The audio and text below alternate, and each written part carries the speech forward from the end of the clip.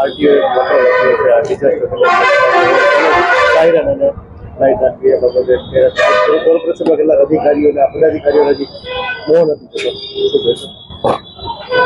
રાજકોટ મહાનગરપાલિકામાં 2011માં હું જયારે પ્રથમવાર વિરોધ પક્ષનો નેતા બન્યો હતો ત્યારે રાજકોટના કમિશનરને મેં એક આવેદન પત્ર આપેલું હતું. એ આવેદન પત્રની કોપી હજી મારી પાસે છે.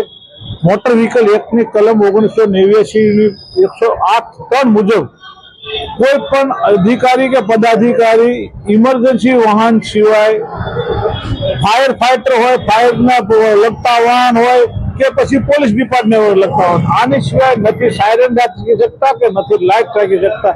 પરંતુ રાજકોટ મહાનગરપાલિકાના ભાજપના શાસકો જે તે સમયે એવો મને વાત કરી હતી કે રાજકોટના વિરોધ પક્ષના નેતાને ગાડી નથી આપી એટલા માટે વિરોધ કર્યો. હકીકતમાં એ નહોતું. મોટર વ્હીકલ એક્ટની કલમની જોગવાઈઓ મુજબ હું બોલ્યો હતો અને યારે કરી નથી માન્યા. અત્યારે કોંગ્રેસના આગેવાનને રાઈટ ટુ ઇન્ફોર્મેશન માહિતી માંગી ત્યારે સ્પષ્ટ રાજકોટ આરટીઓ લખી નાખ્યું છે કે આવા ઇમરજન્સી વાહન સિવાય કોઈ પણ રાખી શકતા નથી. પરંતુ રાજકોટના શાસકો હજી છોડશે નહીં.